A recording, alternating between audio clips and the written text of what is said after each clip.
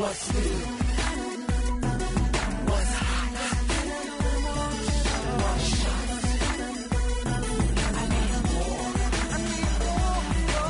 What's more? In the category of Best Female R&B Performance, I tell you, I would not have time on this show if I kept going with her curriculum vitae. Without any further ado, ladies and gentlemen, please give me a round of applause to welcome the one, the only, the unconquerable Miss Jennifer Holliday. Hello. Hello. Miss Holliday, how are you? And welcome to 1690 AM WVON, and we're streaming on iHeartRadio. Miss Holliday, how are you? I'm doing great, thank you. Thank you so much for having me on your show. Thank you absolutely for even being available with all of the tremendous work that you are doing. We here in the city of Chicago, we were anticipating you this entire week. There's so many people on the phone line already calling trying to get in to talk to you, and we haven't even talked to you. Miss Holliday, what have you been doing lately? Well, I've been in a pandemic with everybody else. How has the pandemic been treating you? That's what I've been doing. So I don't know what nobody else been doing, but I've been stuck in the house with the pandemic. So. Oh my God! Well, that's a good thing, especially if you're a person like myself, who I do listen to science and I do get it and I realize what's going on. Miss Holliday. Well, I'm a singer, and we need an audience to perform. So most of us, besides the superstars, aren't able to work. We haven't been able to do concerts or anything. Those, only the superstars that you see on TV, but the rest of us have been struggling, trying to find work, trying to know how long we're going to be. We miss our fans, we miss our audience. So yeah. Well, you absolutely have fans here in the city of Chicago, and everybody who's listening on iHeartRadio. But you bring up an extremely a poignant point when it comes to superstars as yourself. When you cannot go out and do concerts and go see the people and sign autographs and do theater, etc. How have you had to readjust your livelihood in that sense? Well, just like most of the rest of America financially, I've had to make some adjustments, make some cutbacks and certain things that, we would do when we're on tour, just not able to do with us. Like I said, we need an audience, not only for our livelihoods, but for our very existence, in the sense that Absolutely. We sing, we are the people who bring, comfort and inspiration and, joy when when people are down. So that also is very unique for us mentally, not to be just out there, at least singing for people, I absolutely do. And what's interesting, I know I got to take a break real quick, but I do want to make this point. And to your point, there are so many people right now who are depressed because they cannot come and participate and see people like yourself and some of your colleagues, because they're so people are depressed right now. They can't move around the way that they need to. They cannot come and participate in concerts and participate this virtual reality thing. I'm very happy for it because it serves a purpose. Mm-hmm. But there's a lot that's still wanting during this pandemic. Ladies and gentlemen, absolutely. Jennifer Holliday, she's here with us at WVON on a live line. When we return, we want to get into the specifics of the work that she's doing with the AIDS Healthcare Foundation, the Healthy Housing Foundation, which is a subsidiary of the AIDS Healthcare Foundation. And we're also going to talk with Anita Castile of the AIDS Healthcare Foundation. Don't touch the dial. It's the Kendall Moore Show. We're back in a moment. It's 52 degrees. I'm Robin Lewis, and here's what's happening.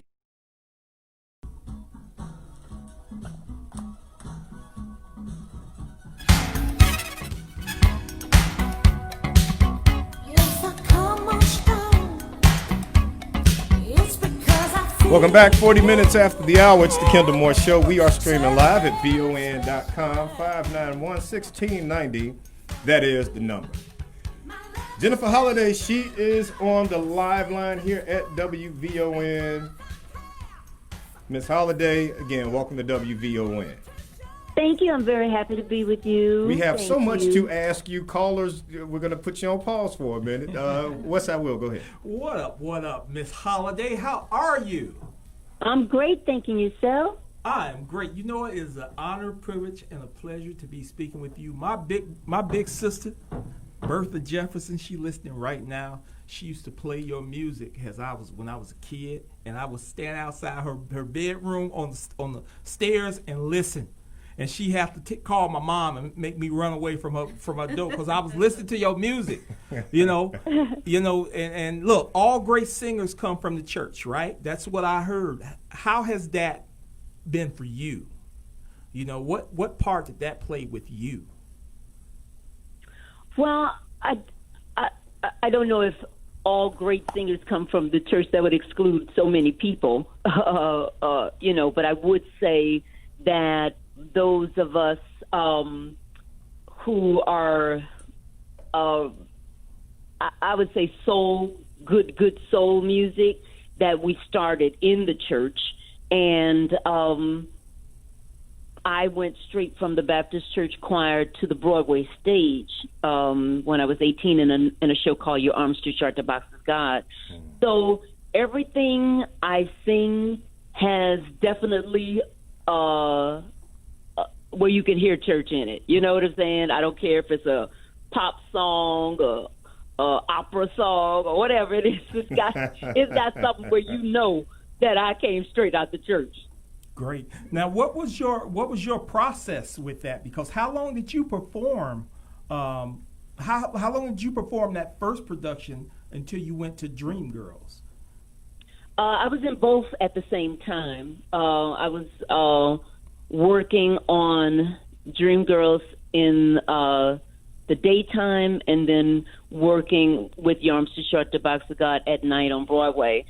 So by the time that Your Arms Too Short to Box with God was ending, then we were getting ready to open, go out on tour with Dreamgirls for tryouts, out-of-town tryouts, and then we opened on Broadway. So you jumped from one production to another, and wow! So that was without a doubt difficult. I can imagine. So how was that process in doing that, though? How do you do that? Oh, I don't know. I was a young girl back then. You're still young, Miss Holliday. Yeah, You're still young. I saw the pictures. Yeah, Dreamgirls was almost 40 years ago. So at that time, I was young. You could just do a lot. You just do it. You don't even think about it. It's all fun. It's all new. And that's how you kind of do that. So when you were first up, because we know and I Am Telling You, without a doubt, was your breakout hit. How did you first hear about it being nominated, or how did they approach you about doing the single?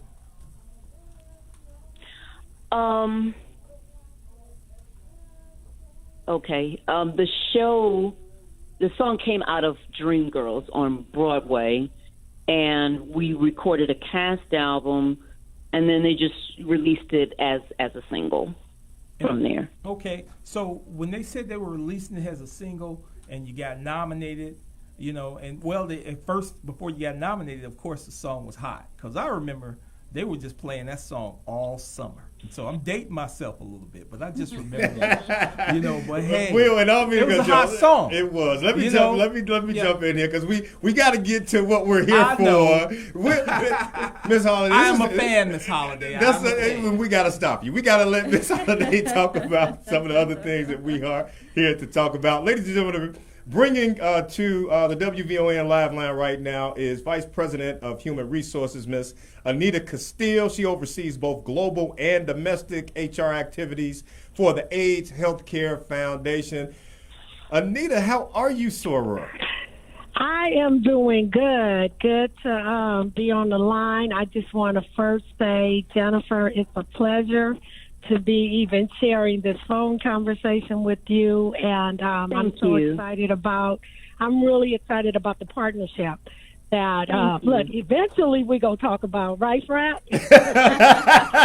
Well, we got to get to it right now. Listen, Sora, we got all these people on the phone line trying to get in to talk to Miss Holiday. No, she's mine. Even Will, you know, I'm like, Mine. no, there's a purpose behind this. So, but Anita, I'm glad No, that you don't wait. Let me just say this. Don't get it twisted. I'm excited right here being on the line with you, Jennifer. So thank you. Please know that.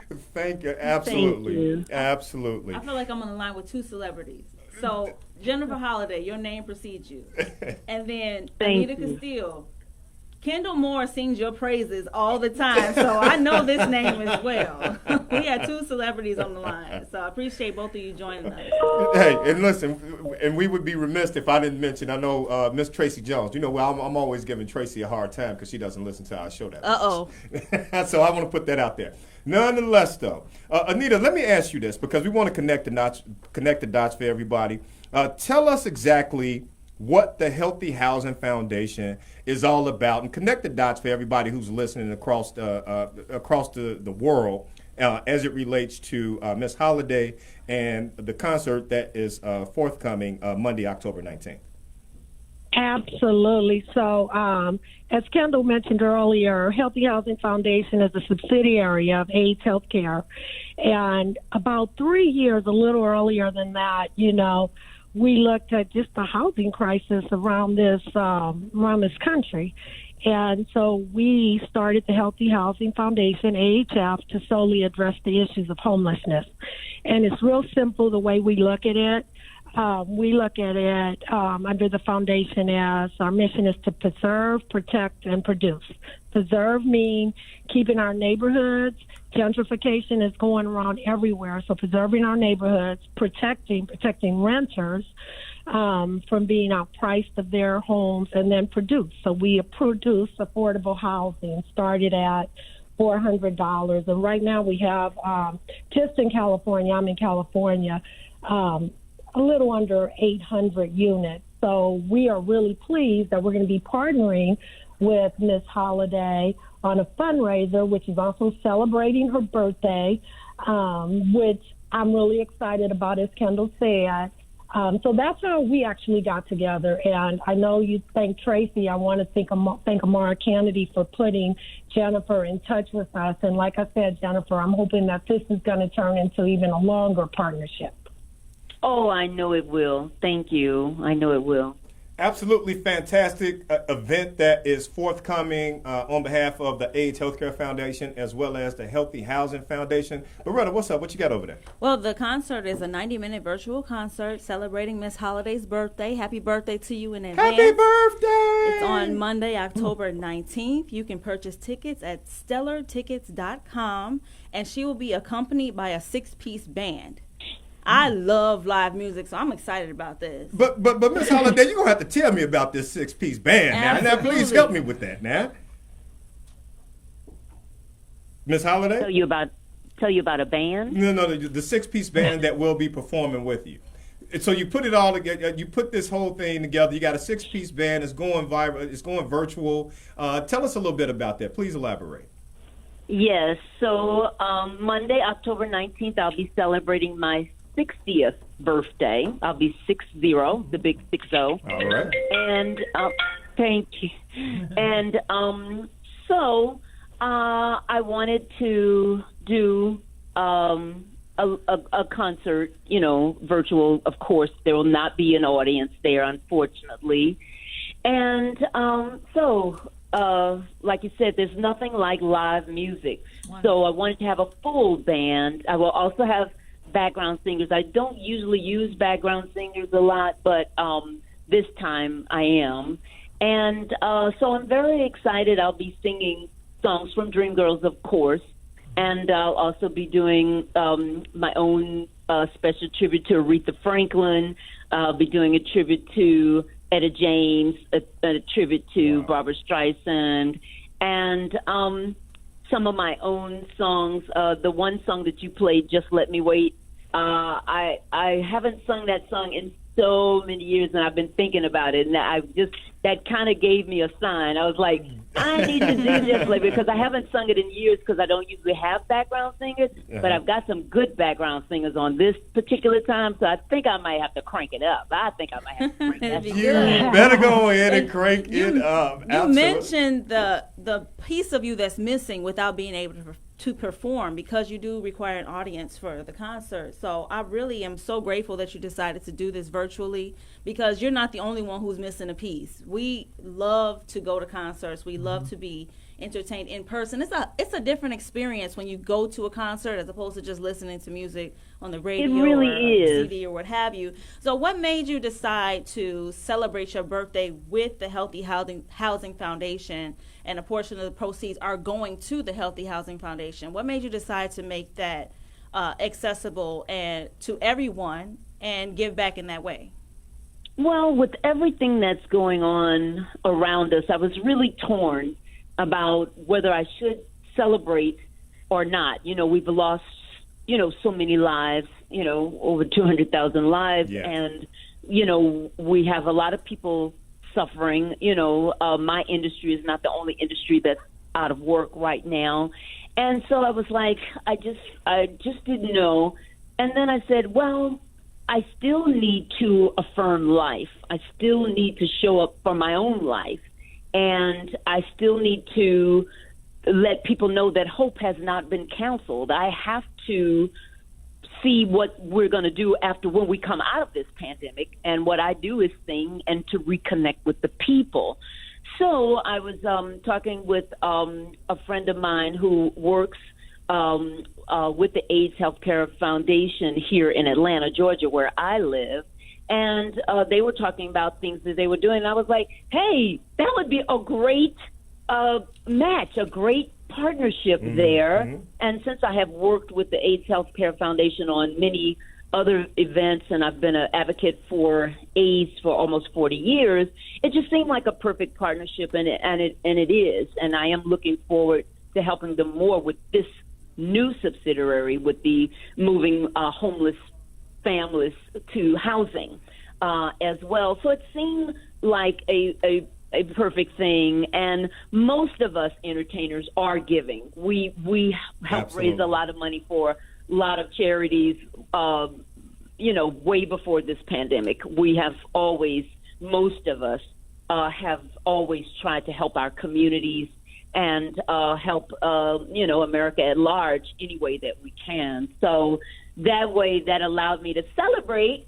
and give back. So I was like, yay! Turn it up for 60, y'all. Let's turn it up. Partying with a purpose. Ladies and gentlemen, Miss Jennifer Holliday. We'll take the calls when we return.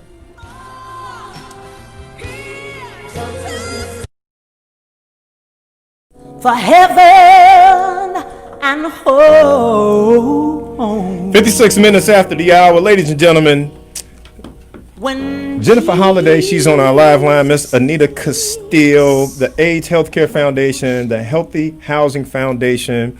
There is a benefit concert that will be taking place. Not just that, but it's also a birthday celebration as well for Miss Holliday, Monday, October 19th. Want to make sure that you guys are aware that it is a virtual concert, and you can pick up your tickets. Go to stellartickets.com. Stellar, that's STELLAR. Tickets, TICKETS.com to pick up your tickets. You still have time to purchase them. They're very affordable, and it's happening this coming Monday, October 19th. Nina Castile, I got to ask you this question before we get back to Miss Holliday, and then I know we have to let you ladies go. Anita, let me ask you. There's a lot of work that's going on in California and across the country with regards to Prop 21. It's a very important ballot measure that is currently being voted on in California for this upcoming election. Anita, can you expound on that a little bit and let folks know why it is important? Sure. Thank you, Kendall.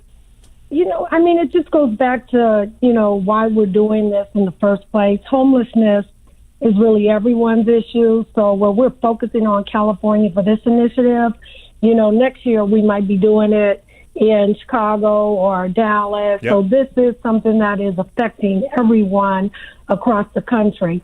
So we, AHF, our visionary president, Michael Weinstein, said, you know what? This rent is too high. It's moving people out of cities that they were raised, that their families were raised in. So we have a ballot on the initiative, Prop 21. And what it does is it really gives the cities and the counties the ability to control rent control. Yep. Prior to this, and I'll give an example of anybody that knows anything about being in the LA area, but you do know about the big stadiums and things like that come up. In Inglewood, once the stadium came in, Black and brown people were being priced out. Rents were going up 14%, 20%. So our people were being really forced out of their communities that they've been raised in. This proposition, if passed, and we are really, really praying it gets passed, is just going to limit the amount that these big real estate developers and others come in and really increase the rent. We've got a lot of great endorsements. We've got Bernie Sanders, we've got Maxine Waters, the Democratic National Committee, Danny Glover. So we've got a lot. We are under a crunch because we've got big developers that are coming in and making false statements and putting ads in. But we're fighting hard, and we really just want to make sure that people have housing and can stay and not be forced out because they can't afford rent. Anita Castile, giving you a hug through the phone, as always, sir. You are always on it. Big shout to my man, Amar Kennedy, out there in Atlanta, helped making this thing happen. AHF Black, the Healthy Housing Foundation, and the work that is always done on behalf of Michael Weinstein and the tremendous work that is continuously done for those who are underserved and really economically challenged in every way that you can possibly think of. We here in the city of Chicago, we thank you all for the work that, again, that is being just implemented and done for those, again, who are challenged in every sense of the way. We also want to thank Jennifer Holliday. From what I understand, she had to go. But I want to remind everyone, Monday, October 19th. Again, save the date. Monday, October 19th is the concert, the benefit, the birthday, and it's just going to be big. Check out the Kendall Moore Show page on Facebook. We're going to have the information and the flyer there. Go to stellartickets.com to pick up your tickets. That's stellartickets.com. Anita Castile, Jennifer Holliday, thank you so very much.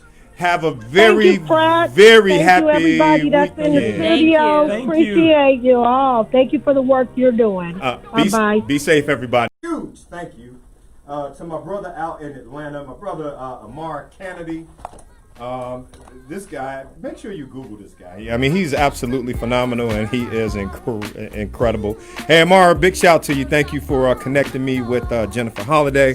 Also want to thank Anita Castile for being available for tonight's interview. What's up, Will? Kendall, I gotta say this. Talk to me. It's such an honor to talk to Miss Holliday. I would like to see her do a versus. Yes. Her and Stephanie Mills. Oh. Because both of them were iconic music. Both of them came from the stage. That's when music was music. Yeah, you know what I mean? Yeah, that would be hot. We'll always start. Think about it. Yeah. Jennifer Holliday and Stephanie Mills. That's hot, A Will. versus on Instagram. That is hot. That's why you keep me around, Who do man. we submit that to? Does it go to DJ Flex? Who are the people who put those things together? Is it Micah? I don't know, but I know. I hope Miss Holliday Timberland is a part. Like, there's a whole committee that put those versus things together. Yeah, you got to bring the old school out here, man. The old school got a lot to offer. I promise you know what I'm saying? Because the new school, and I'm not saying, ain't no shade on anybody who's out here as an artist, and I promise you all that. I'm not saying that. But to nausea, the mumble rap, and the women, all they do is talk about they WAP, and all they can talk about is how they got multiple men and they don't need men, and I am tired. I can't even listen to it anymore, which is why music, old school music, is so popular, and they're still making tons of money from this stuff. Yeah, exactly. It's classic. It's iconic. I mean, and it has a meaning and message behind Exactly. it. And it's the type of music that we need, honestly, in my humble, very humble opinion, right now. Well, you know, everything is cyclical, so maybe it'll come back. Yeah, but people We're always used to just- listen we're- to love songs. So and, we're you know, over the mumble positive rap. songs. We're over the WAPs, right? Yeah, So maybe someone yeah. will wise up. R&B is making a comeback. It's new school R&B, so the sound is a little different. No, but R&B is coming back. Okay, So okay. it's possible we can start getting some substance back in our music. I feel that. Did you hear Kanye's latest? Kanye did just not. came up. Yeah, Kanye brought something out, and I was like, wow, okay. You know, it's interesting. Trend it's trend.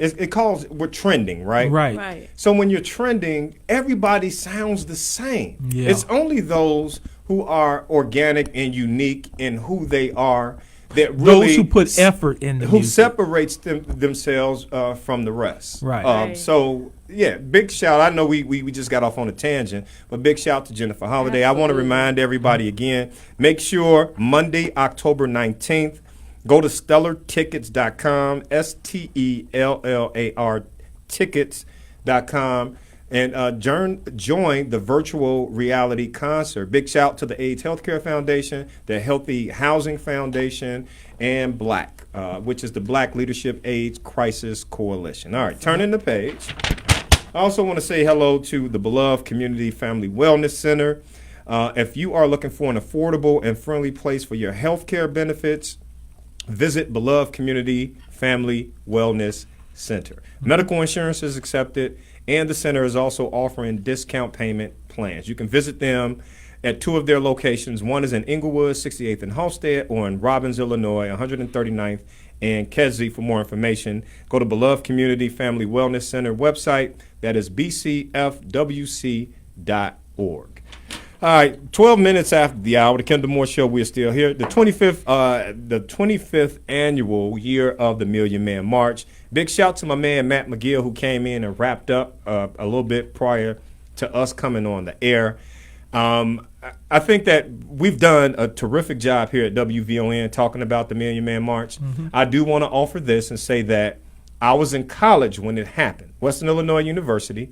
And as a member of the Omega Psi Phi Fraternity Incorporated, we galvanized all of the other black male Greeks, well, all Greek lettered organizations, but it really was the black male Greeks that we put buses together, and we all rode in a caravan down to the Million Man March. I will never forget it. I can proudly say that I participated officially, took the trip, got other guys to join. They didn't even have to be a part of a Black Greek organization. Right. They just needed, if they wanted to be a part of the movement at that time, we rented vans, buses, and took everybody down to Washington, D.C. It was a trip of, it was a road trip of a lifetime.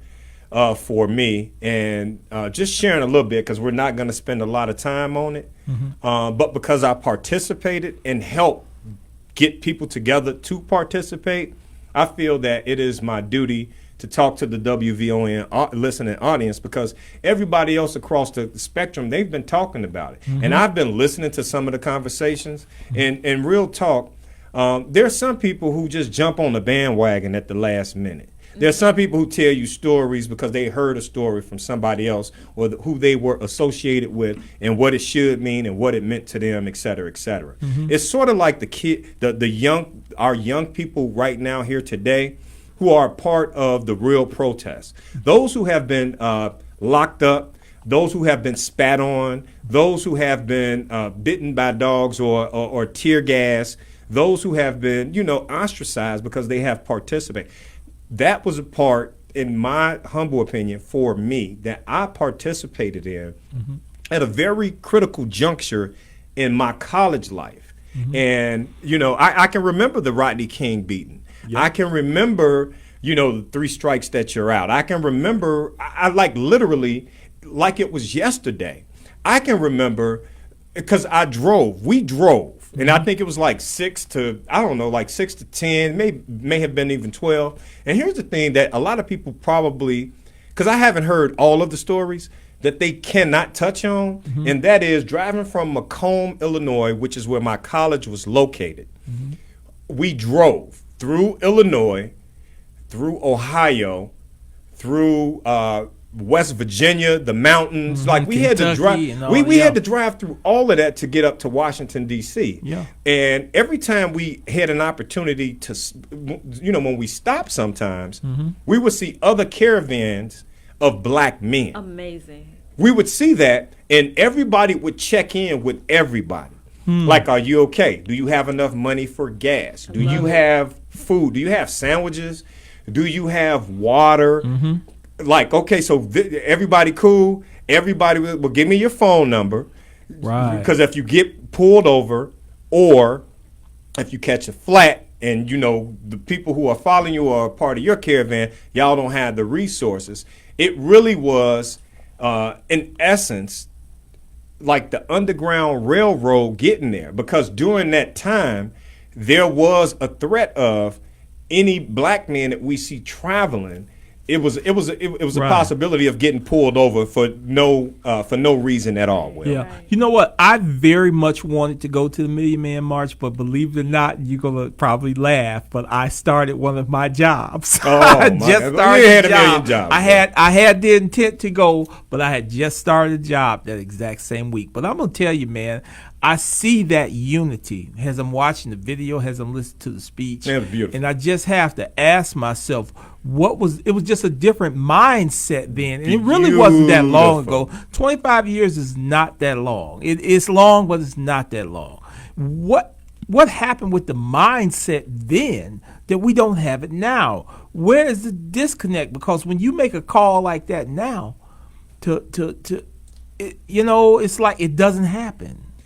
You know what? And The mindset is just different. Like you saying, stopping your water, you saw caravans.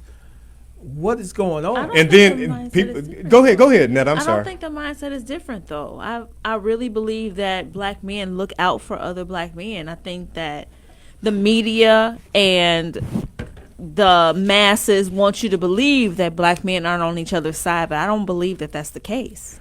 You know what? And to your point, I agree with you as it relates to the media trying to paint a bad picture for black men loving black men. Because when we start saying that black men love other black men, then we get into all of these other different conversations. But to your point, because I don't want to, because there's other conversations with that. Right. There's a disconnection with black men right now. Yeah. But really, I think you in hit it this- on the head. in this It's- country. It's not all media, but it's some media. It has disconnected us. Like, let's just think about the town hall meetings that took place yesterday. Like, real talk. Yeah. Trump was on one, Biden was on the other. When we really talk about black men and the role that black men play in this upcoming election, Yeah. the first thing that comes out of people's mouths is what Obama did not do for black people, or the black people who are going to vote for Trump because they are astute businessmen. Yeah. Those are the conversations that are coming. Yeah. You don't hear about, or the politicians who are too old, and I agree with to an extent, that you got very old black politicians who are still trying to do this thing. All right. And they're not effective because the people who rode with them, you know what I mean? I'm in my mid-40s now. So the Right. guys who I grew up with on the block and the guys who are roll with me, if I got to push a button and because I got some static, Right. or how that rolls, hell, all of us we're getting older now too. Right. My point, however, is black men really being able to galvanize and be for one another. You don't get that a lot. Right. And then let me tell you some of the reasons why, and then people can call me if they want to. But I forgot we was even on the damn radio. I thought we were just sitting, We how are. we used to be We talking. have the conversation. Yeah, You have we the was on- conversation with our Man, I family. forgot we was on out the in damn radio. WVON I'm land. like, wait a They minute. I family. see We have lights the and stuff conversation. around me. I'm like, what are we doing? See, But Will, right. because now it's almost like it's a dog eat dog when it comes to Right. black men. Like everything has come to a fruition. when you hear people calling in talking about the Million Man March, when you hear non-African Americans calling in talking about the Million Man March, you know, where are the black men who really participated in it? And I'm not talking about the paid campaign managers. Right. I am not talking about the Nation of Islam who were completely funded by the entire ordeal. I'm not talking about those who benefited from, now they have positions and haven't done anything with it. Right. Because since then, black people have increased when it comes to politics. Black people, for only a short stint, and I'm giving you cliff notes, have benefited financially on the stock market as a result of. But when it comes to black businesses comprehensively, and please call me if you want to debate about this, men lie, women lie, numbers don't. We don't have a substantial amount of black businesses that currently exist in communities across America. And if they do, then they are a subsidiary or a part of something that's bigger. So let's just take Chicago. Hold on, Will. Let's take Chicago, for instance. You either going, as a black person, big shout to Phil Beckham. Let me start there. Yes. I don't want to dismiss what's going on with as far as property, refurbishment, and home ownership and all of that. I'm not being dismissive about that. Right. But again, I can count him on my finger. I can count, a couple of other guys. I don't want to just say their names out loud because this is my show. I rock with Phil. The other ones, the Elsies and all of those guys, they do their thing, and I respect what they do. But outside of that cluster, and again, these are not young men, other than the dope boys who shooting videos and washing money, the barbershops. Right. What else? I mean, real talk, what else? Tell me what else. Other than politics pays money. Right. Being a pastor or being in the church, it pays money. Yeah. So now we're in this electronic age. Now we're in this hyper electronic age. So we need engineers. And, kids are in their ears in debt. And they're not becoming engineers. They are in the arts now. So they want to create. They want to, direct movies. You need money to direct movies. Right. That means you have to go to somebody else. But if that somebody else don't know what you have been, if they can't connect with you, right, they're giving it to the counterpart of. So now you got to connect to that person. If nothing else, we really should have a hard look at what's happening in Hollywood, or what has happened in Hollywood, where people have, they supposedly thought they were rich, and now there's a stoppage in work for them as well. So let's go through some other stuff that our kids should be a part of. Yeah. So being an accountant, owning a beauty shop. Right? Yes. So if we stop at accountant, there's only so many black accountants that are CPA certified that we can really call on. There are a lot of black accountants. You'd be surprised. Black accountants who are getting business that is serving the African American community. Right. They may be a subsidiary. Harder for them to get business. Feel me on. I can have my own business, Right. but the principal investment owner of my business is Schwartz and Right. Donuts. Right. You see what I'm Exactly, saying? exactly. So that's not true and real wealth, in my humble opinion. So when we talk about the Million Man March, it's not a knock, it's not a negative, but it's a real conversation as to who truly has benefited from it since then. Right. Do you know how many of our young African American males have been incarcerated? Right. Since the Million Man March. Since that. Well, let me explain. How many mothers, though, how many murders have happened? What truly has transpired in the African American community that has changed anything? And it's not the woe is me, and it's Right. not pointing fingers, but Right. it's just really having a real conversation about it. Right. Well, let me say a number of things first. We are having a conversation with the WVON family. They're predominantly black. Hey, y'all, we having a I forgot we was conversation on with the air. family. I really did. But, if you recall back then, the 95, before that happened in the early 90s, there was a lot of things beginning to fester in the black community with kids getting shot for Jordans and starter jackets and all The that. Crips and Bloods on the Crips and Bloods. on the And West that's Coast. when Louis Farrakhan decided, hey, you know what, we have to pull ourselves together, pull our resources together, and have this big meeting, this big gathering, so we can get ourselves together. So kudos for that, Minister.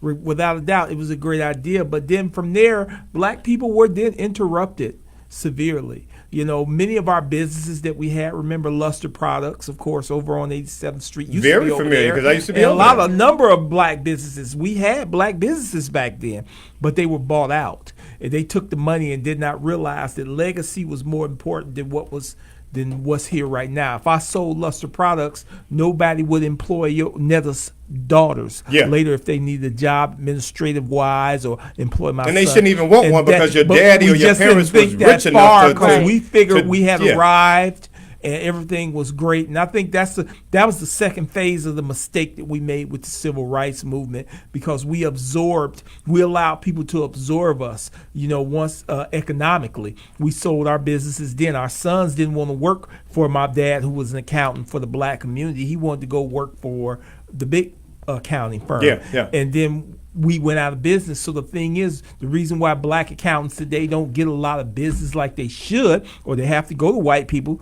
to get a business, is because we don't have any economic stability of our own in our own communities. And that's the key. We got to get it back. And how do we get it back?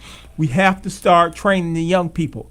It starts with the young people. Well, I agree. My mama say trouble is easy to get into, but it's 10 times hard to get out. And it's going to start with the young people, okay? It's going to start with the kids in grammar school now. It's many people out here. I was thinking about this the other day. They have non-for-profit organizations. Whatever type of non-for-profit, but wait a minute. Non-for-profits are good. They have non-for-profits. Yeah, they did. Economic They're development. not They doing have anything in the black non-for-profits for drug task force and all that. But they should have a junior component to that, because the kids are the ones that's going to dig us out of this. They are the future. So in the next 10 to 15 years, 20 years. And that's what it takes to bring us back to that where we was. Because I looked at the film. I'm listening to Louis Farrakhan earlier today. And I remember back then there was so many black businesses, and it wasn't that long ago. What happened? Thriving. And so I'm explaining to you what happened, Will. At that time, it was a very opportune moment for us. The same way George Floyd is a very opportune moment for us, but there are smaller nonprofits. Right. It's Black Lives Matter now. No shade on them. Right. But they are millionaires now, and they need a junior component. Time out. Let me finish, and I'm not disagreeing with you. But what I am saying is that now our community has shrunk that much that we have one organization representing everybody. Absolutely. And that is not It's right. not good. And ain't no shade to them. But no, everybody we agree Black Lives Matter, They right? do. Right. But we don't agree with everything that organization Absolutely. purports and who they are. I'm not saying myself. I'm just saying we as a people. There are other people who deserve some of that money for black people dying. But they're not getting that money because it's very simple to hashtag it, and that money get dumped into them. And so now we have what's called a filter system. The same thing that has been happening since the beginning of time when it comes to black people, which was called the church at the time. And you put all your money into this place because you bring all of think about this, y'all, for 1 second, please. For 1 second. The church served as the clearinghouse for black people with problems. You got raped, you got beat, you were trying to run away. You needed to believe in something that's bigger than yourself. You were hungry. You were homeless. You had a support system, and then they were telling you things that you needed to live to survive. Right. So all of the money got dumped into these mega churches.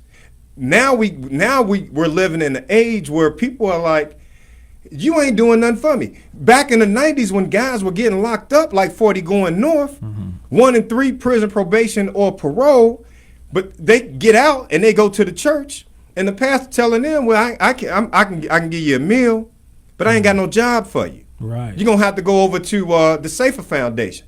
Now, the Safer Foundation done got $2-3 million. But the Safer Foundation is telling you, now you got to go through all of these steps. Right. But I'm not going to give you a check, but you need a check right now. But I can't give you a check. You got to go through all of these steps to get to the check. What is the point that I am making? It is a vicious cycle of nothingness that occurs in the African American community. Some benefit, those who are smart enough to navigate that system. Yeah. And that's what we are consistently bombarded and up against. I promise y'all. I got to take a break at 7:30. When we return, I don't know if we're going to, I guess we'll take a couple calls. Hell, we stumbled on this conversation. And then Delvin brought something up, too, that I certainly think that we should talk about, and that is this homeschooling and what's going on live on these online. Today, the Chicago Public School, they're talking about trying to send kids back to school November 9th.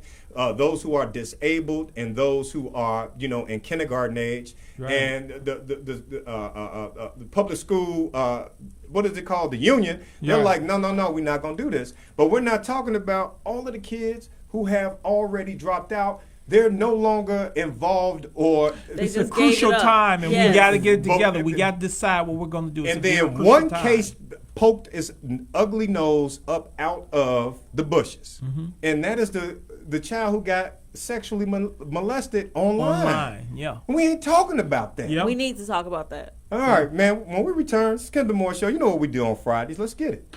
He's hot. He's mannish. But again. Show 591-1690. That is the number to connect. Make sure that you're following me on Facebook Live at the Kendall D. Moore Show. Also on Instagram, Kendall_Moore. And Monday, October 19th, make sure that you go before Monday, October 19th. StellarTickets.com. Pick up your tickets. It was the honor, and really, it was an honor to have a conversation with Jennifer Holliday today. There was so much, Will, and let me say this live on the air. All of us was excited to be on the air with the Unconquerable Jennifer Holliday. Yes. Yeah, she's doing big things and continuously doing big things on behalf of the Healthy Housing Foundation, as well as the AIDS Healthcare Foundation. All right, what's up now? Okay, got you. Thank you very much. All right, continuing the conversation, the Million Man March. And we really weren't going to be talking about the Million Man March, but I want to continue. It was 25 years later. It was 25 years later, but again, what really has changed? Why do we always, when I say we, I want to be very specific about this, and I just want to be very specific. And it's not about offending anyone, but it really is, it's about the reality. Why do you think we have so many young African-American males who are incarcerated right now? Not just young, but middle-aged men as well. 1 in 3, prison, probation, and or parole. What Bill Clinton did to us with the 3 strikes you're out, what President Obama did with his bill, and it continued and exasperated what was going on. And we kind of looked at it and we said, well, maybe, hold on, Will, maybe it's needed, but when it trickles down to the black community, and when younger people better understand what it did, because when you put forth legislation, what has to happen is, number one, you need to read it. Because the way that you get legislation passed is, Will, I say, Will, I want to sit in the chair on the left. You say, Kendall, well, if you want to sit on the chair on the left, I'm going to sign that. But I'm going to sign it if you let me sit on the chair on the right. But I have to give you a good reason. You have to give me a good reason. I'm not lying. You have to give me a good reason why you want to sit in the right and why I want to sit on the But do you get it? It has to make sense as to why I would give you that right, that privilege. And some people do not pay attention to the bill. And then the next thing you know, when it happens, and it's always happening to us And with Reaganomics, and I know you're the political guru here. I'm not a but, guru. I know. Well, you know, at least on this show, I know that we have to go to you to confirm I know the things that come out of our mouths. Okay. But with Reaganomics, you know, Right. just say no. Right. Nancy Reagan, like really, just say no, and then that turned into people's doors getting kicked in. Yeah. Right. Rick Ross, the real Rick Ross, big shout to him. When I'm out in L.A., I hang out with him sometimes when he's in Chicago. Oh, the real. The real. Yeah. Freeway. Yeah, Freeway. Yeah, Freeway. Okay. You know, he's been here on my show. Okay. Kendall Yep, Moore show. I remember. But the reason that I'm even bringing it up, but we're talking about the Million Man March. Right. Isaiah's now joining us on the microphone. Netta, you know, you're here as well. We stumbled across this because we said we were not going to talk about this, but I can't help but to say something because when we do the kumbaya moments for black people, Right.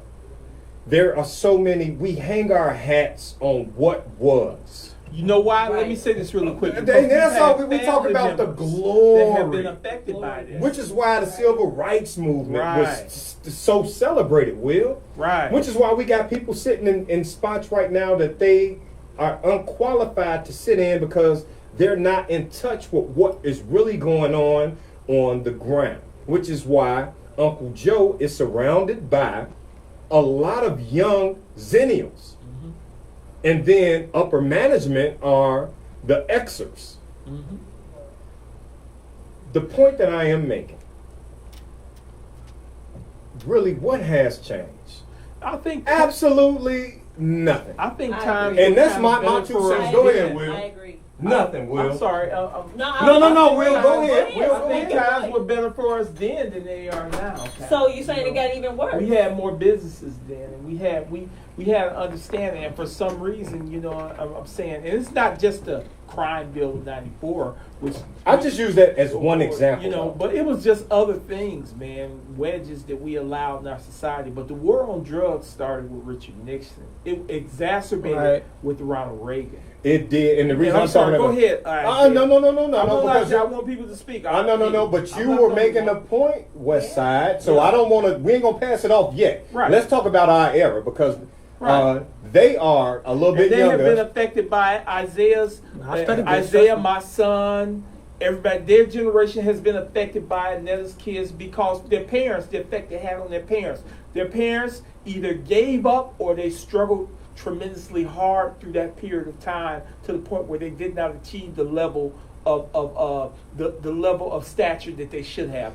I look at when I see all them young men and young women locked up and walking on the street. Those were our future doctors 20, 30 years ago. Those were our future lawyers. Those are the future men businessmen, that are and that's what supposed I to see. be in the household of Yes. all of the single mothers in Those the were future African husbands. American And community. We were interrupted. The we black, were interrupted. yeah, Black people were interrupted. the black men who are incarcerated, the black man who caught the addiction because I used to live on the west side and it was a dope line around the corner. Yes.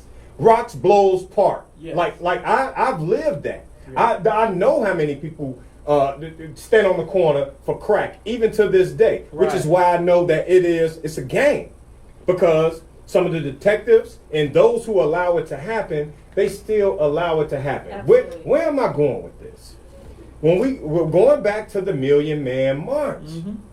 We're going to celebrate those who need to be celebrated. They brought it together for a purpose and a cause. Did the purpose and the cause, did it accomplish what it was supposed to accomplish? Absolutely, positively not. From an individual standpoint, as with everything with black people, certain people benefited from it for a certain amount of time. But remember this, Kendall, that happened in 1995. The crime bill was signed in 94. We're not just talking about the crime bill, though. I know, but it's other things was happening after that, too. And what I'm saying Because at the same time, they were good in education. Maybe it ignited other people.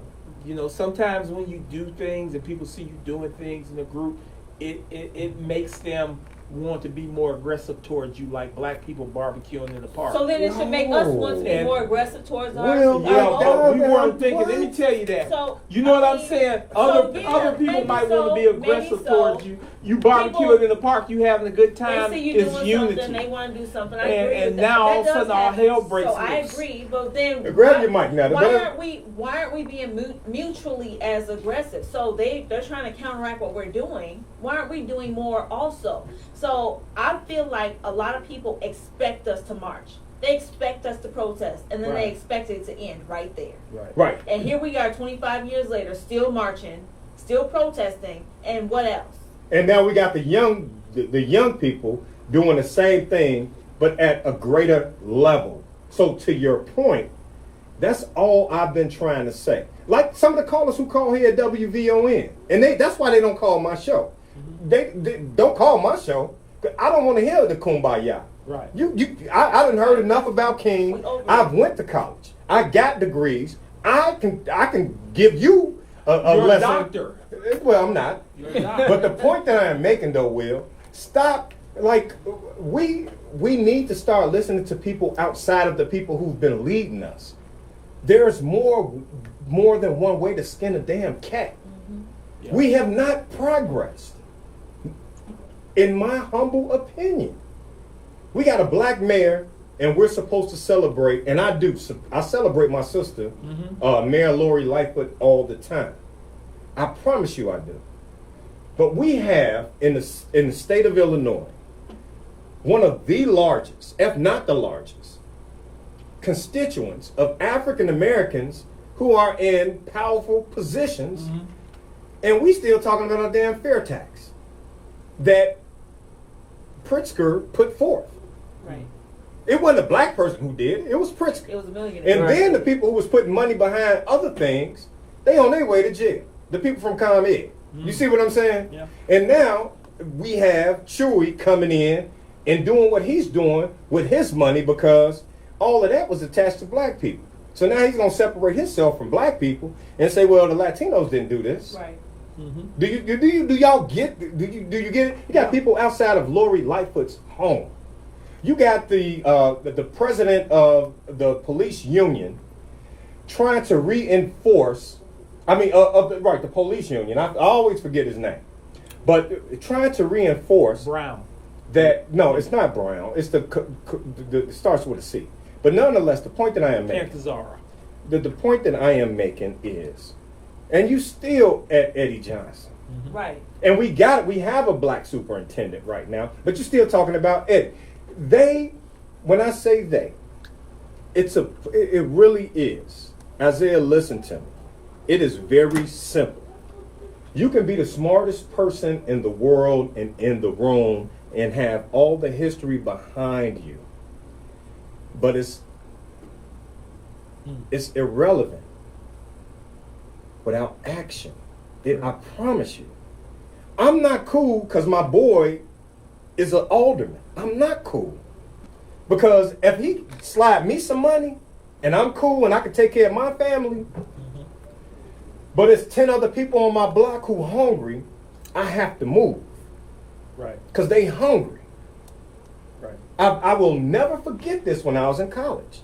Brother Professor is what we used to call it. It was called the Rosebud Theory. And every black person who's listening to my show right here tonight, I promise you that. If you are in upper level management, if you don't have a Roth IRA, or you are investing very well, if you're in upper management, you're 5 paychecks away from having to go to unemployment. If you are in middle management, you're somewhere at 3 paychecks, but with good investments. Right. And if you don't have investments, it's less than that. And so the reason that I'm even bringing that up and really slow walking with this, all of the history, all of the power that we supposedly have, I agree. We need good people in those positions. But it doesn't work for us what their game plan and what their map is does not work for black people, y'all. What the Honorable Minister Louis Farrakhan did back in 95 with the Million Man March, we should have taken that and emulated that in every community across black America. We did not have the fortitude, nor did we have the bandwidth to implement it. And we failed miserably. Well, without and that is my humble opinion. And that's not pointing fingers. We failed. We did fail. Miserably. And now it's like the King March. Now all we do is celebrate that it happened. So what it happened? Jay-Z rich. So what? It happened. So what? Here's the thing. As an individual, we do not win. As an individual who has millions of dollars and I give away $1 million, don't look at me as some type of person like a prophet. Oh, Kendall loves the community. If I got 20 million and I give you 1 million, don't look at me like that. Mm-hmm. What is the sacrifice? What is the true sacrifice when it comes to our communities? Other than celebrating those who can talk a little bit, who got a little bit of power, who can give a couple people jobs and scholarships. But what else can you do? You got Ice Cube, you got Sean Puffy Combs. Oh, these are billionaires and millionaires. Cube telling everybody, and I rock with Cube. Mm-hmm. And then I had to stop. I'm like, damn, Cube, how in the hell you gonna say something like that? You gonna go mess with Trump? So here's his thing. He said he did take it to the Democrats, but they didn't jump right. And so because you did, so I took it to the Democrats. They didn't want to move. I heard Cube when he was on his. It wasn't even a rant. He was telling you the truth. Yeah. I heard him loud and clear.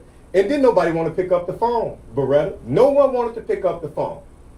Let me tell you, but here, man, I promise y'all, WVON, to my elder people who listen to my show, the game has been exposed. And we are not doing what we are supposed to be doing. What we lack in the black community are true soldiers.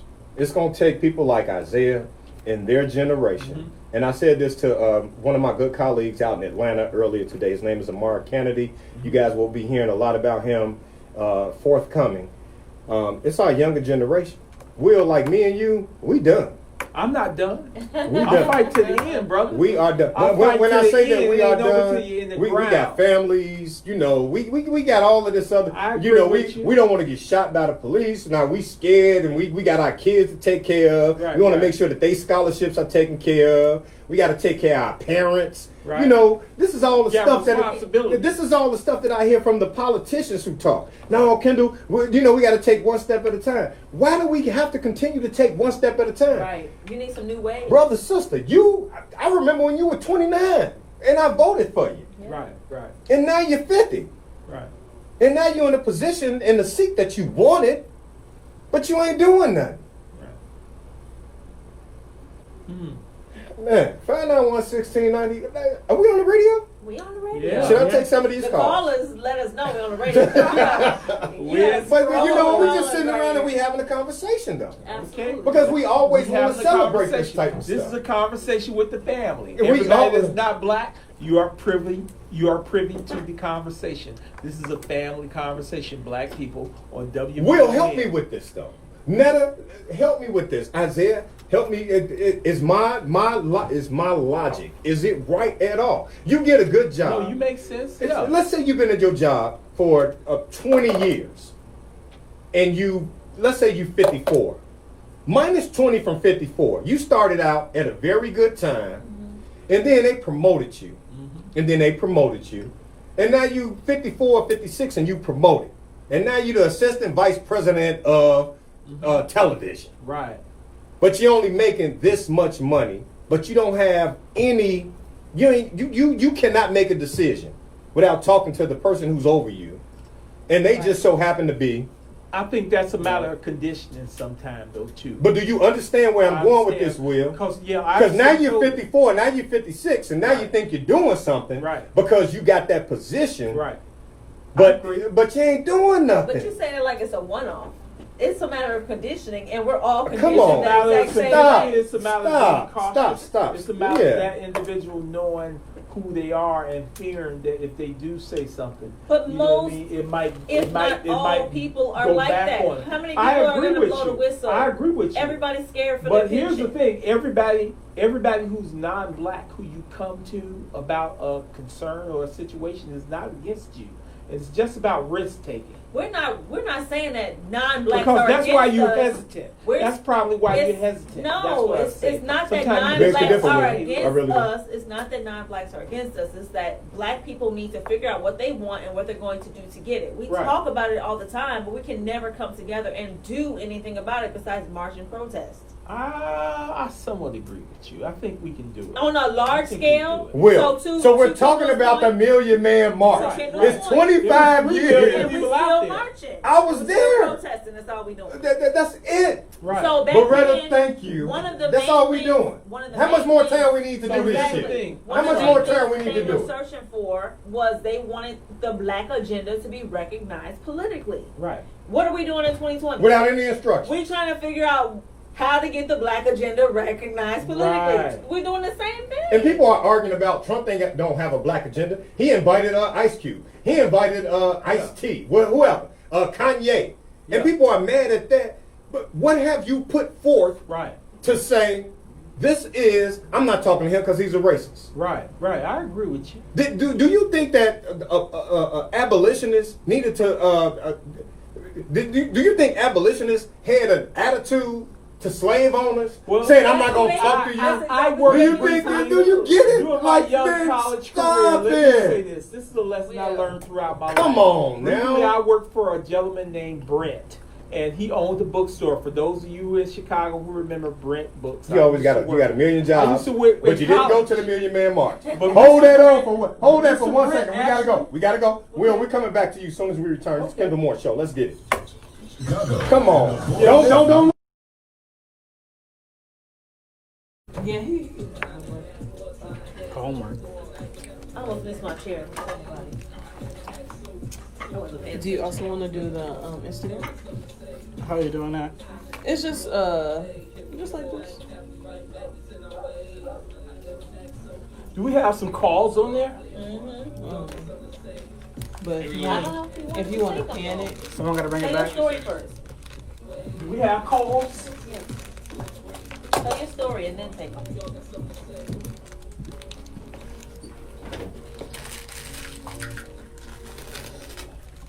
What up? Welcome back to the Kendall Moore Show on WVON 1690 AM, the talk of Chicago, the voice of the nation. Yes, it is I, Westside Will. What's up, everybody out there listening to us on this Friday night? It's sweater season again. It's sweater season. Guess what?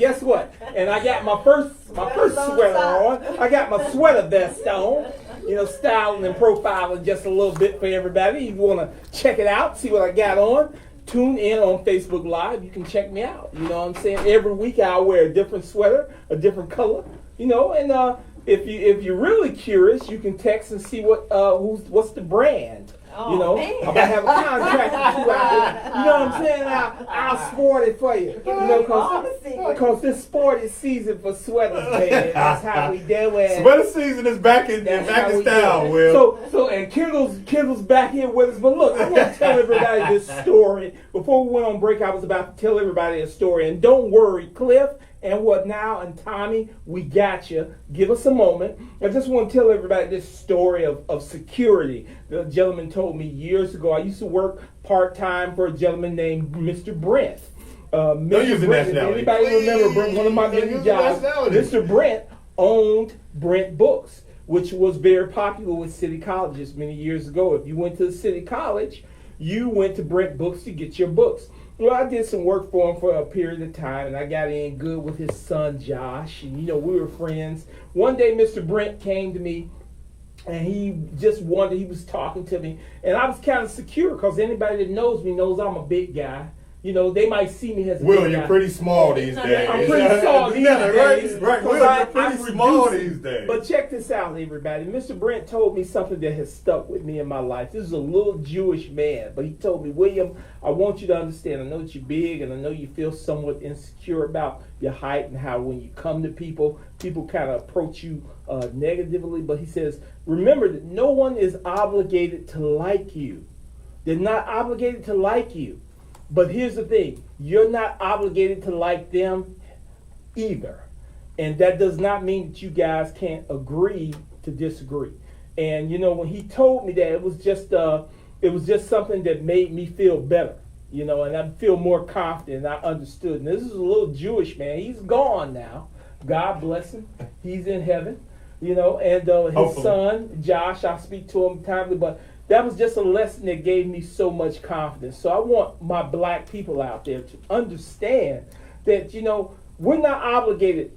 People are not obligated to like us. That's what I want you to know. But the thing is, you have to like yourself first, and we have to like each other. And I hope that we will come to that agreement so that we can solve a lot of these problems in our community, because that's what it's going to take. Okay? So I know, okay, I've been talking too much. I'm going to sit back and be quiet. But I love you. I appreciate you. You could be listening to any other show on a Friday night, but you're listening to us. You know why? Because I think you kind of like us. All right, here's Kendall. Where the hand claps? Shout out to Delvin for the music in the background. Big shout to my man Delvin. 591-1690 is the number. Westside Will, I'm gonna tell you guys this. This is my man, 50 grand, up and down and to the side. Real talk. 591-1690 is the number. All right, so back to the topic. Of course, we're in the lit round table. So let's go ahead and let me pull Beretta, if I can, pull Isaiah in on the last topic. Million Man March, you weren't even born. I think you weren't even born before Ice Cube's first damn record. You weren't born before his third album. And Isaiah, but now you are one of the foremost individuals who I see out there protesting in the streets. You are at the Columbia University. You're doing your thing. Anyway, and you're a part of the Kendall Moore Show, and we certainly appreciate that. Give me your take. A person in your seat currently, how are young people looking at the Million Man? How do you all feel about that? We look at it as, you know, something that's happened before and something that's kind of continued to happen and it's kind of repeated itself years and years, you know, as that happens. But kind of like we look at it and we think we have to do more and we have to move towards kind of radicalization of what we know, Pause for one second. to understand. Why do you feel that you have to do more? So we're talking about, okay, so from the Montgomery boycott, Montgomery boycott to civil rights movement to, and I'm just using, you know, these little stepping stones, right. The Million Man March, and now what's going on with the mass killings that have already been taking place. Tell me what you mean you have to do more. Because these things have I'm sorry? Grab this mic. Okay. Thanks, Delvin.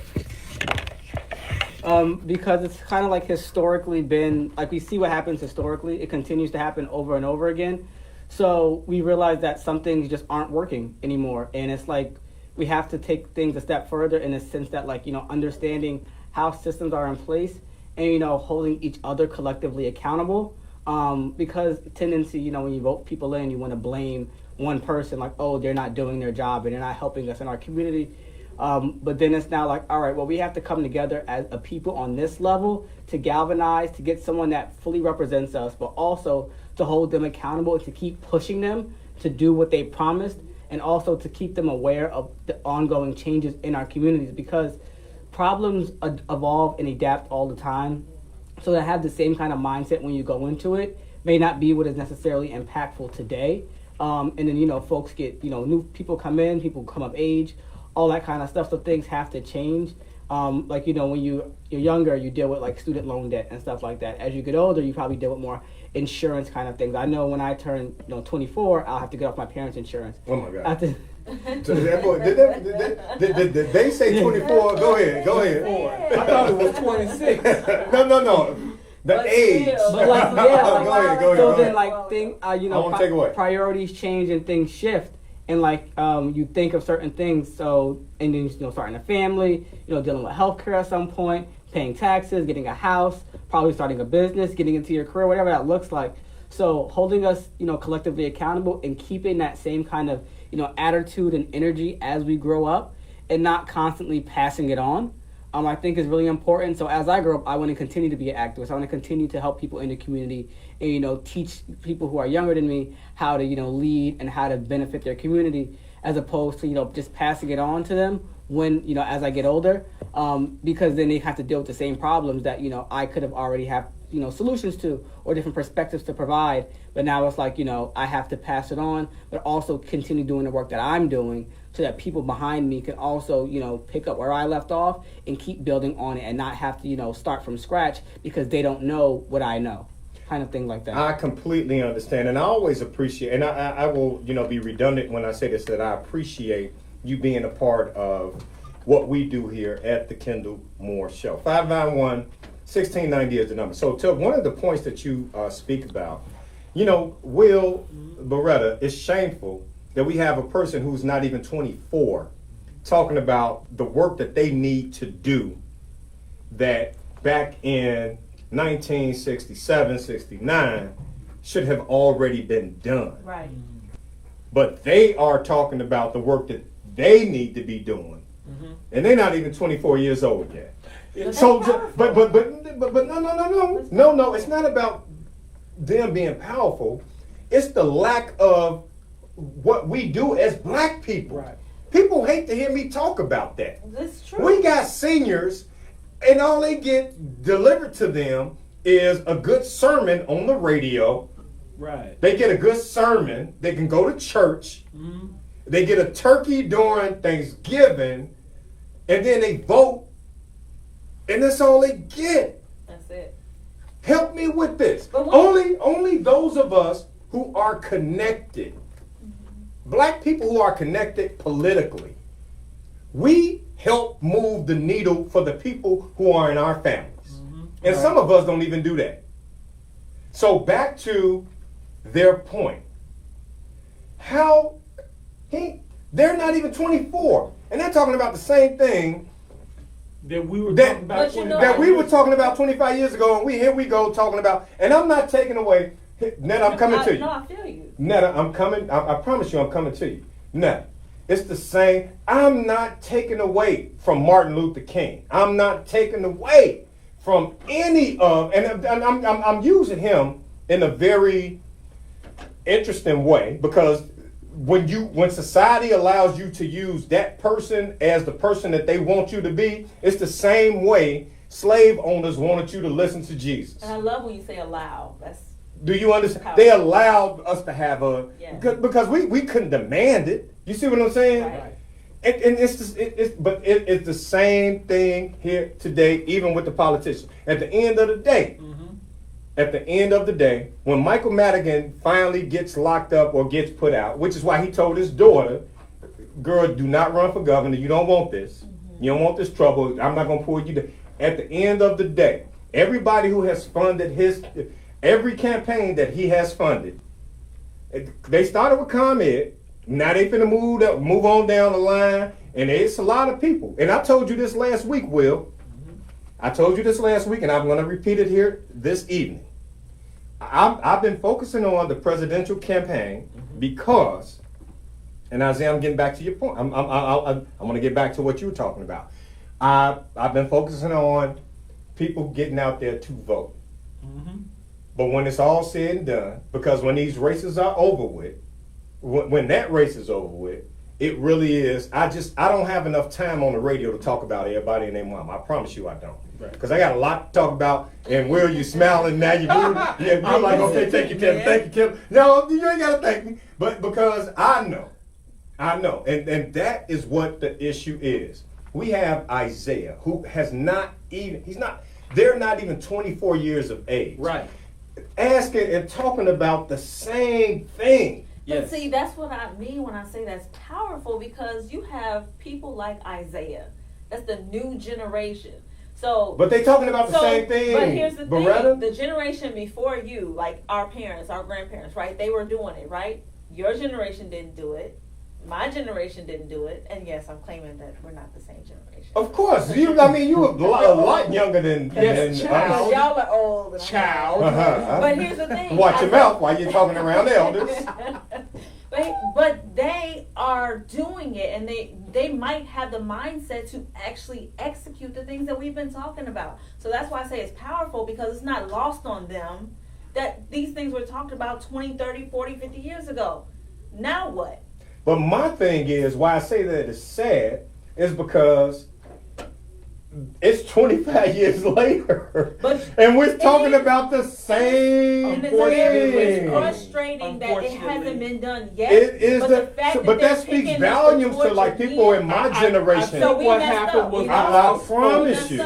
But the fact that they picked the torch back up is powerful, and it gives me a lot of hope that we're not done. We make excuses for why excuses for why black people and people of color are not successful. I think what happened is and now we got young people, younger than 24, black people were 16, 17-year-olds. We were interrupted by a lot of things. Our generation was basically interrupted. We were supposed to be the generation that goes forth and progress further. You know, our parents were the baby boomers, Kendall. Our parents were the ones who were marching out there with the civil rights. And we haven't gotten anything children. From that. So you know, other than happened, great orators our parents who have convinced people to believe in curve.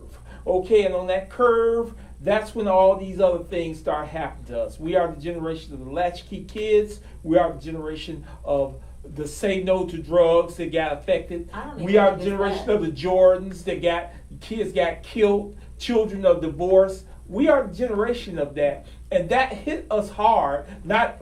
Also having to deal with. Who was the generation before that, though? The baby boomers, our parents. Right. So you know we're actually. And then before them. Go ahead. You know we're actually the generation of. We're the generation of the perceived benefit of integration.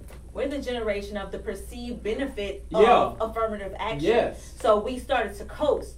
We think it's okay we now. We were supposed to coast. Now. But see, you get to Isaiah's generation, they realize, wait, this ain't it. No, it's not. We have more work to do. We are the parents of Isaiah's generation, and I'm not going to say the ball was dropped. I'm going to say the ball was dropped. Will the ball? Nah, bro, the ball was more than dropped. Things that were assaulted on us unfair. I'm going to say it. So if we say that the ball was that we did not drop the ball, like I said, I look at. I'm looking at the slaves. When I'm driving on the west side. I'm looking at those who were living during Jim Crow. I see these young men. It don't even make sense to me, man. These women walked across the street with no hope in their eyes, their hands in their pockets. Man. No, but listen to me.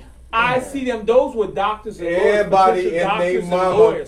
Brother, don't drink. Those are the parents. Brother, don't you don't be smoking. All of that, right? But not at this level. Nigga, put some money in my hand. Drugs have help always, me. Help me. Isaiah, help like, me. you know what I'm saying? Like, stop telling me don't drink. Stop telling me stop doing drugs. Stop telling me the man ain't right. It was a little bit harder than that, we know that. And then the before us, before them, it was those who suffered through Jim Crow. Right. The mothers who had to put the fathers out of the house so they can get welfare. Right. The fathers who had to do maximum work for minimum pay, and other people. The Black Power movement. Man, it's just so. The Jim point Crow that was in the 50s and the early 60s. The point that I am making is, people, we have to stop making excuses for everything that has happened to us as black people and we have not succeeded. Right. Stop celebrating marches, man. I agree with Stop celebrating that shit. So what? We did a damn Million Man March. Ain't shit happened from there. Nothing. Stop celebrating that shit. Brother, I see the passion in your eyes. Come on, ain't nothing has happened. A couple people done got some good ass jobs. That's it. There's some people that went to school. Some people done played goddamn football. And now they can make a little bit of money and have a LLC. Comprehensively when it comes to the African American community. And let's stick with politics. Mm-hmm. It's one black senator sitting there right now who rides with Trump. Everybody else congressmen. Mm. They can't even stop the judicial recommendation for the Supreme Court. So now they got to go outside of that and stack the damn court. Quit playing with me. We have not progressed, but we listen to people and make people we want to believe it because some of us have some degrees, some of us have some dollars in our pockets. The sacrifice is tremendous, and we are not willing to sacrifice that. How you gonna tell me to stop feeding my family to sacrifice for the greater good when there's so many black people out here killing black people? Mm-hmm. How you gonna tell me to do that when everybody is looking at me and wanting to be me? So I'm gonna throw all that away, and then do you know what I'm saying? I'm gonna trade places with you. Black people don't know how to do it. Our system is flawed, and I'm telling y'all that. You cannot articulate this away from me. Our system is flawed. There's only a percentage of us in each industry that will benefit from this. They see Puffy, they see Jay-Z, they see LeBron James, they see Michael Jordan, they see Oprah Winfrey. They may see somebody who's low, they may see Chance, they may see this person and aspire to be that. They may see Al Sharpton and say, yeah, you right, but ain't getting up off their goddamn couch to do a damn thing. These young people are the ones who doing the work right now. And that is the story when it comes to black people. We benefit off of the backs of the people previous before us. And everybody else knows that formula, and we don't get it. And we can be the best historians in the world. Mm-hmm. We can go to Harvard. We can be the best mathematicians. We can be the best whatever that we are at. But at the end of the day, even in the highest land of the free land, President Obama was a nigger to them. Absolutely. Quit playing with me. It's the Kendall Moore Show. Man, let's take a break. He's hot. He's mannish. But it gets no realer than him, Kendall Moore. Radio for the next... Back 31 minutes after the hour. We're doing the lit roundtable. 591-1690 is the number. We got to get to some of these calls, Will. Yeah. I'm sorry, Cliff. I'm sorry, and what now? No, we have to get to some of these calls. I'm sorry, Kendall. I don't know if I've ever seen this list so long. Yeah. Well, They want to chime in. Yeah. You know what? Let's go out to Baltimore. My guy, let's go out to Brother Kill. Kill, what's going on, good bro? Brother Tommy. Certainly appreciate that. 591-1690 is the number. Isaiah, I see your eyeballs. Go ahead. You got a chance to open your mouth right now. Yeah, kind of like what we were talking about earlier. I think, in the 60s what they're fighting for civil rights. And there was never this talk of like equitable rights for black folks. So, you fight for civil rights and you fight to sit at the counter. But they're like, one of the examples they had. But you can't afford to buy anything that's on the menu. What does that look like for black people moving forward? How do you get involved in these kind of like labor contracts and things like that, and in these unions? I love it. Where you can get that kind of money, like guaranteed money. What are you asking for? And then so what I'm saying. What are our representatives asking for? So Isaiah? and also representative level, working to get that kind of money and stuff into your pocket that's guaranteed for you. So you can get property so that you can move out into the suburbs if you want to, but also stay in the community and work with people in urban areas. But also, in a more individualistic kind of way, making sure you do the work outside of your 9 to 5, because it's designed in a way to where as though you work 40 hours a week and you get burnt out, you get so tired, you come home, all you want to do is relax. Whatever your vices are, you deal with that. You hang out with your friends, all that kind of stuff. By the time that weekend time passes, you back to work, selling your labor to the white man. So basically, doing the work outside of that, whatever that looks like for you, whether that's if you're in the arts, maybe you're working on a script. to, get out there, and it takes you a couple of years to do that. Maybe you're invested in certain, the people that do stock market stuff, you do that kind of stuff. Maybe you're trying to develop a business. Maybe you do night school. Whatever that looks like, maybe you're volunteering on the weekends. Working outside of that 9 to 5 instead of giving your labor to these folks for like barely minimum wage a lot of the times, that's kind of the position that a lot of black folks find themselves in. And it's hard to escape that cycle when, you just want to work to make money, support your family, and then outside your free time, you just want to, relax and chill. And that's human nature anyways, just relax and rest your body and do all that kind of stuff. But the reality of the situation is that, black folks got to, continue to work a little harder and continue to put a little bit more work into our communities, outside of that time that we just go to work. All right, he brings up a very good point. Now that I'm coming to you. Good. But here's the thing, though, with that. When we talk about the white man, like, first of all, quote unquote. Yeah, the quote unquote white man. First of all white people are not racist. That's number one. But number two, when people talking about the white man, they're talking about the job that you have to go to America. because and they own the businesses. Yeah. Right. And they treat you the way that you are supposed to be treated.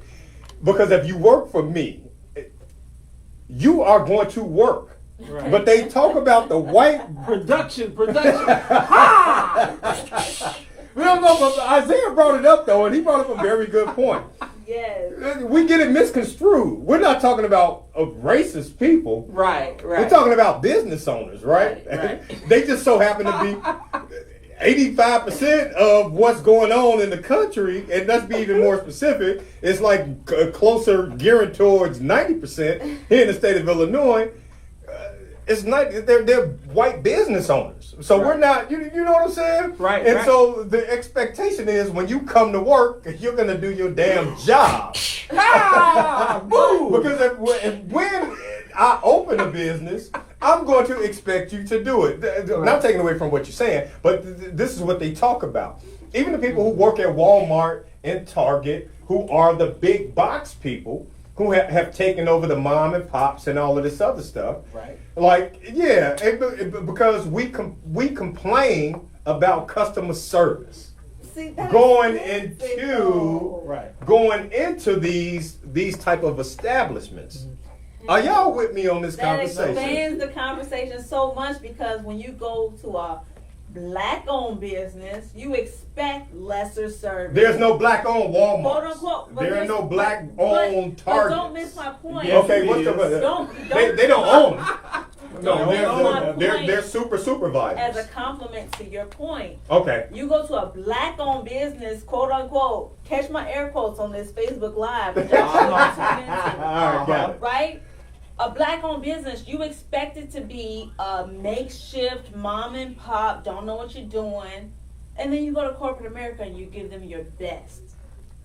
Why don't you give your best to the black-owned business? Because this is a real business. I feel that. This is a real business, right? That. So you think that you go to corporate America and you give them your best, but guess what? When you go over there, you're just a number. How about you give your best to these black-owned businesses and don't be just a number? And how much will we excel if we give our best to these businesses who actually care about who you are as a person? You gonna give everything you got to somebody who don't give a damn about you, and they're gonna find somebody to replace you. But somebody who's invested in your personal well-being, or at least the community. Yeah, they're invested. You won't give them anything, or you just give them the bare minimum. You're just trying to get a paycheck. And now I will extend that to the politicians. That's where it needs to go to. And their staff. They go out. Rahm Emanuel hired people from Northwestern University. Do I have that right? Yeah. Or people outside, Michigan. from Michigan and all this other. Like that's who he hired. And the reason that he did that, Netta, to your point, and I am being perfectly honest with you, which is why many of these people who are sitting around the city of Chicago right now, who the color of their chief of staffs are, they not black. Let's have a real. I ain't got time. I don't talk about the city right now because I told you what I'm talking about. But let's talk about the real thing. You better take a look and call your alderman and ask your alderman who your chief of staff is. Let me tell you, you're gonna answer the phone when you call your alderman. First of all. It's going to be a entry level person Becky. saying, no, it's going to be Shaniqua. Okay. saying hello, welcome to Alderman Will's office. How can I help you? Okay. Oh, I want to talk about such. In the background, it's going to be Tom and Larry, who are political science majors at the university of this or the university of that. Please, but we don't. The average person doesn't know that. Coconuts. They do not have. They're not black people in these automatic offices, other than the entry level people or the people who your buddy or your girlfriend. That's how that works. That's what we call a coconut. Yeah, but it's no shade, but it's really. Not shade, but we need to be understanding what's happening. The point. So let me. I don't disagree. I'm with you, Beretta. I'm with you. Sorry about that. What I am saying, at every level of our existence, the Million Man March did not work. I don't think it did not work. The only thing that it did, I don't think it did not work because of the simple fact it didn't work well. You're here. I think it was too late. I was gonna be here without it. I think it came along too late. I was gonna be here without it. It wasn't too late, and it's not. I was going to be here without it. It's the exact same thing as when you work out and you lose 5 pounds and you get complicit. It further elevated pastors who are now irrelevant right now. The Zenners don't even believe in some of this shit. But I think what happened was it came along during a turbulent time with us. As African Americans, we were fighting the war on drugs. The ebbs and flows that are associated. So what happened was he said, "Man, we got to get black people together to unify." And it was just 2 or 3 years too late. And that's what happened. We had already been infected. We didn't take advantage of it. Going on. And then we had black people we had black business people. See, this is what part of the problem is. Black business people who have money, right? They don't have to listen to average black people because they got more money than them. Right. Yeah. Let me better help you understand this. Black people who have so-called degrees, they don't want to listen to black people who have to make a living day in and day out because the black people with degrees try to act like they better or more than the people who do not have it. A lot of times. And I'm just keeping it real with you. I am. When at the end of the day, that in and of itself is the very problem. But we don't have those real, true, organic conversations. If I own a business, I don't have to have a degree. I own a business. Right. Which is why drug dealers they run a community. They got no degree. They got just a lot of money. They can hire some people. Right. Politicians been knew that. And white politicians been knew that. We're going to get the brightest of those who are African American and we're going to hire them and put them on our staff. So let me say this, though. Part of it is about adhering to protocol and standards and procedures. Well, stop it. It's about that. Where is the break? I am about to. I'm going to nausea. Stop it. Will, are you serious? Oh, come on, man. Standards and protocols? Standards and protocol. Unemployment right now in the African American community is not what the media is reporting. The media reporting is 15%. It's like what I'm saying. 70% in the black community. We lost track of that. We lost track of that, not understanding that standards and procedures were more important with what's just there at that moment. We need to have standards. We lowered our standards. Ourselves. We lowered our standards. You said it didn't work. I agree with you. I don't disagree with you, but I'm saying I think we lowered our standards. I also think that the Million Man March, like I said earlier, it was probably too late. It was probably 2 or 3 years too late. Everything 3 years is a little blurb in the but you have to understand what was going on at that time. I remember what explicitly was going on at that time. I remember young people getting killed for starter jackets and all the crazy stuff, Rodney King. 3 strikes, and he was trying to bring us together. And it was probably, as I reflect on that, it was probably too late at that time. No, Will, it ain't never. Will, black people get all killed. the black men out there were unified, man. Bro. They was like, yeah, when they came home, they were better people. Bro. I can tell. What But about I people think who came home from the Vietnam War? We already had things in our community that was embedded. We have couldn't all. get out. We are. My humble opinion. We already had. We're always the at mental the. thing We are because always at the bottom of the totem pole. So what was man. very popular at that time. I'm glad that I got remember some education specifically- and I can be. I don't have to simmer there. Right. I'm glad. But what I am saying is that for us to rise up, we have to take care of everybody. We have to stop taking the checks and putting them in our hands and then leaving everybody else behind. We have to stop taking the big checks. The sacrifice is going to be for those of us who are more blessed and fortunate than those who are less. But here's the thing: you can lead a horse to water, but you can't make him drink. If You can go to the water and drink with them, Will. Yeah, but if I'm not thirsty, I'm not just gonna lead you to the water and let you drink. I'm gonna lead you to the water and help you learn how to drink. That's right. So that's the part. And help you learn how to drink. So here's the thing. So let's talk about Ice Cube, right? Ice Cube he's a very similar conversation that we're talking about right now. Right. We're looking at him. He's doing CNN right now, right? Cube is rich. Right.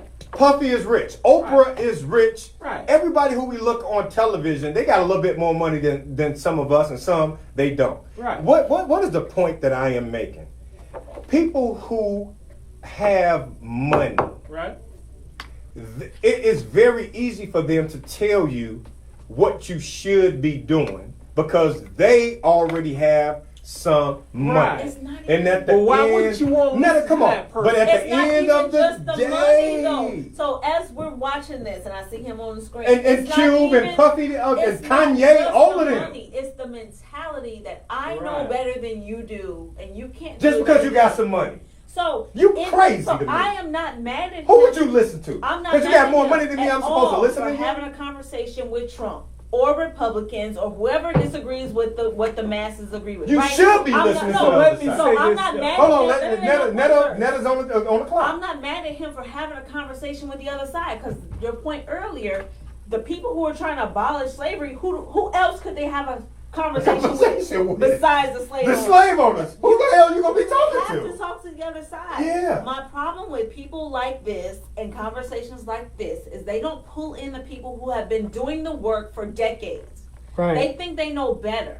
So he's on this by himself. He should have had some activist, somebody right beside him, or feeding him notes in his earpiece, or whatever the hell, so that we can actually get to the bottom of what we're trying to accomplish, not what he thinks in his head needs to happen. Because he's far removed from what's happening in the communities of us. But the How do you Honorable know he's Minister far Louis removed? Farrakhan is far removed from us too. Absolutely. Don't act like he don't live in a damn $300 He is, million he is. dollar. He's way far And I'm removed. not talking about him, but I am saying if we're going to bring up, if we are going to talk about Ice Cube and everybody else, if you got money, nigga, understand this. You don't understand what the plight. I got a middleweight. I got a It's minimum obvious amount. right now. The solution is this: we need to get the Honorable Louis Farrakhan on. No, that's right not now. the conversation, not. Will. That's absolutely not. We need to get That's him not on. what I'm saying. What I am saying is people who are comfortable and have been comfortable because they got a consistent job and they got money coming in, they have a completely different conversation and perception of reality when it comes to black people. Completely. And I am one of them. And I'm trying to tell you that. And I will admit that. People who call in with But their they nose weren't stuck always up, like that. you don't understand. You have to put yourself in those people's shoes. What about though, Ice Cube he weren't cannot like be that though. person. He wasn't always Ice Cube like we see him. But he has been for the last 20 years, though. Okay. So why isn't he pulling back in the people who are Ice in the Cube was trenches? F the police. Okay. So why is he the one having a conversation with Cuomo right now? I don't want to. Because he's a representative, and that is the problem. And that's We celebrities should not be have representing us. representatives are our downfall, is what I'm telling you. Those celebrities should not be That's representing all us. I am At saying. all. At all. Ever. We No. who? Then who's going to represent us? Us. Who represents the That's Asian? the difference now. Who represents the Irish? Who represents everybody else? They're not celebrities. Who That's our represents choice. them? No, we didn't choose. Did Name you choose? one. Did you tell Ice Cube to get on CNN and talk to Cuomo? Yeah, but he has They the right do to That's that not our purposely. choice. You said We're that's our missing the choice. mark, That's our man. choice. I'm I telling you. understand what you're saying, but this Man, is what we're I'm missing- saying. we're- They do we're that missing in the the mark. wrong way. And no, and no. We are missing They the have mark. representatives. We're missing the mark. But they make And- themselves such and an they- economic and power. they put this in that front you of us. cannot We're deny gonna it. celebrate. They're not We're gonna economic celebrate. power. We They're celebrate. racist. They are. We've been The celebrating Asians are not MLK Day economic before the 25th anniversary of the Million Man March. They're It's not not. an economic power. No. The Asians. No, The no, Latinos so- are not an economic power. Here's the thing: they do not have celebrities representing everyone who is trying to say something. They're smart. So we're dumb. Is that what you're saying? Because we're trying to figure out No, why I- the I don't celebrity. want I no am not. celebrity. We had Dr. Umar Johnson on here a few months ago. We and had he Dr. said, Umar talking do to not us, let not your. to Cuomo But I know and for a to fact Trump. he says, do not let no celebrities At all. represent you. But they represent us all the time. Okay. And those are the people that we are begging to be on our shows. You know what I'm saying? I agree with To you. make on to that. make to But make at to this make point, I to don't make want them on our stations and show. TV I want stations. the Isaiahs on our show. No, saying real for stuff. black people to turn around. right. Any show, like real talk. All we do is, some of us want to be famous. We want to be on the radio. Right. We want to be on TV. Right. We want to get the best guests that we possibly can get and get our point across, because that who makes us and helps us be who we are. Right. Stop that. Right. Stop that. Which is why I do not beg celebrities to be on my show. I don't care who you are. You can be the vice president of the United States. I don't need you on my show. You can be the best spoken person. I don't need you to be on my show. Oh, we got this person on the show tonight. We got this person on the show tonight. We don't need to hear from them. They don't live the life of the 80 to 90% of black people or people of color living in those communities. Mm-hmm. And because they're not the people who are listening to the damn radio show. Right. Do y'all get that? I understand. All we doing, we're talking to the same people to get them to call in and say, yes, we believe you. All I'm saying is this, okay? Stop. I agree with you, but Damn. at one point they were. You get enough celebrity, you get And enough we have to goddamn have- money, like you a what- celebrity, what you're a I'm saying is celebrity. At one point they were, and we have to have faith in them to Will, understand I have that no they- you know what? faith Let me in put my head you. on. You know, I gotta get ready to go. Because I somebody really has do. to I gotta do get it. ready to go. Somebody Man, has to do it. 25 years. We stumbled on the Million Man March, Right. and I gave y'all my piece on this. Right. Real talk. To the soldiers and everybody out there in the streets who are listening to me right now, I stand with y'all. And I'm telling y'all that right now. I don't pontificate. I don't do the politics. I stand with y'all. Y'all the ones who are not eating. Y'all trying to do everything that y'all need to do to put food on your table. I don't need a politician to come on my radio show to tell me what policy needs to be changed. Because there are people who are getting paid to do that. And if we're going to regurgitate the conversation to the same people who are going to call in and agree with me, I don't need to be doing radio no more. This is not what this is set up for. And I need y'all to understand that. This is not what this platform has ever been set up for. It needs to be different. 25 years. They were not even born. And they are talking about, well, we're trying to do the same thing. What? Yeah, I agree. That does not even make sense to me. Because some What? places along the line, What are we dropped the talking ball. about? What are we doing with our time? And then we wonder why we find I never ourselves in had the a same problem with space. the ball was dropped. You know, like And we're I going to talk said, about Trump. We're going to talk about Trump and why he didn't wear his mask and why you shouldn't vote. Quit playing. Yeah. You Yeah, know, y'all go ahead. Y'all go ahead and play. Dropped. You know, we were interrupted. Y'all go at ahead and one play. point. I agree with you, man. Yeah. I'm not disagreeing. I'm with telling y'all right now.